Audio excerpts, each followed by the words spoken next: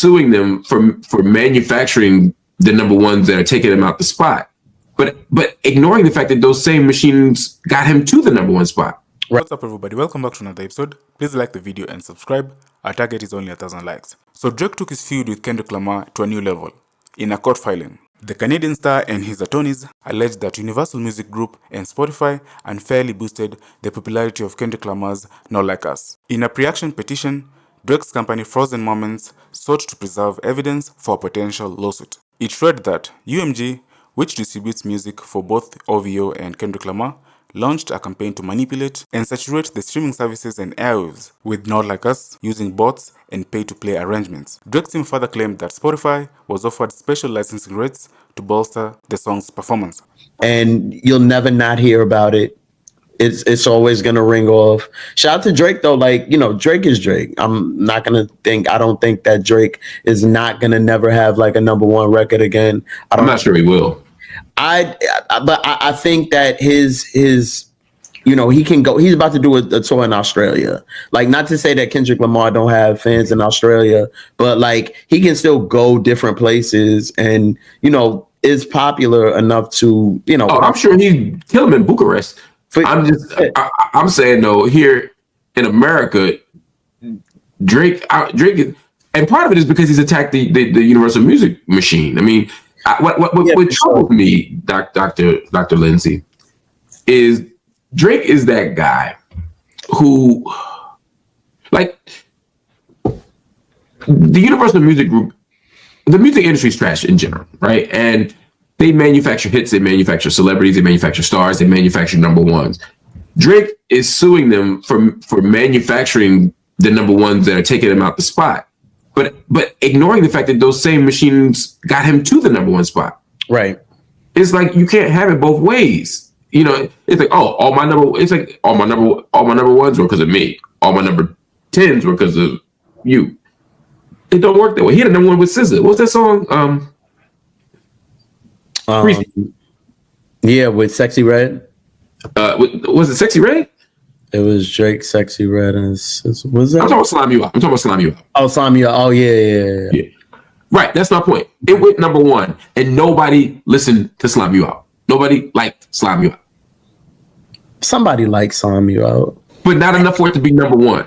I'm saying he's go ahead, Trina. He's the system that he's calling out, right? Like, you have benefited from this today. Literally today on my Pandora, I got they were like, the Drake station, all things Drake, blah, blah, blah, blah, blah. This is targeted by your company. That's not, I have never, and I've long been a Drake, absolutely not person, well before WAP, WAP, WAP, WAP, WAP. So I'm just pleased in this moment that pop culture broadly has said no to him right now. I'm kind of with Jameer. I have no idea where he'll be in a couple years, what he could do, what he could retool. He's talented enough to make them. There's still relationships that he still has that I think could be beneficial for how he might resurface. And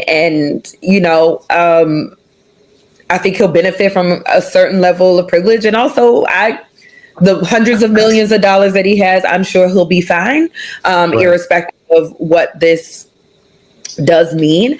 But I do think that,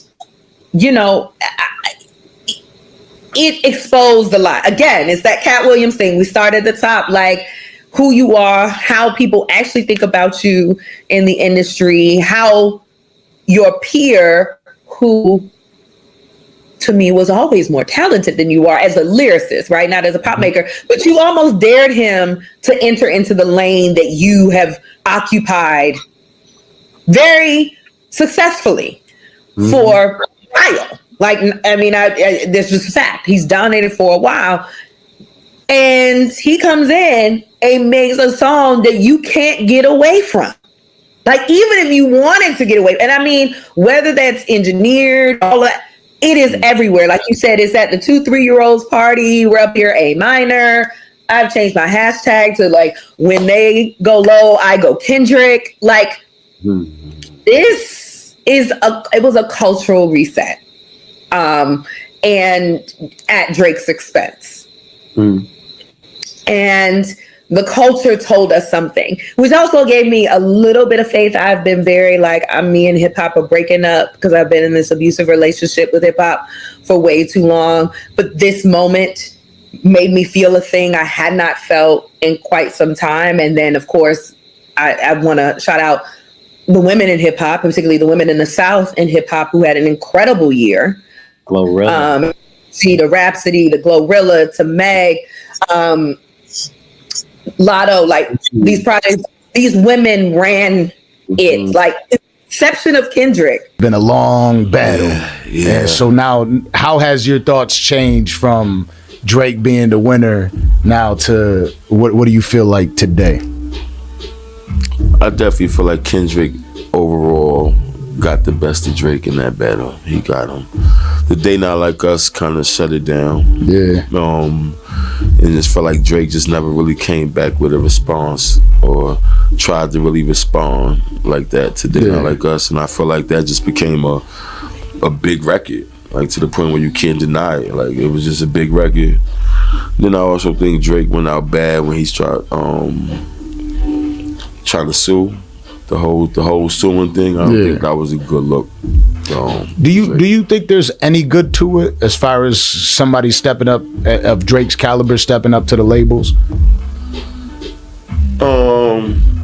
Not when it don't look like things don't go your way. I just don't feel like that.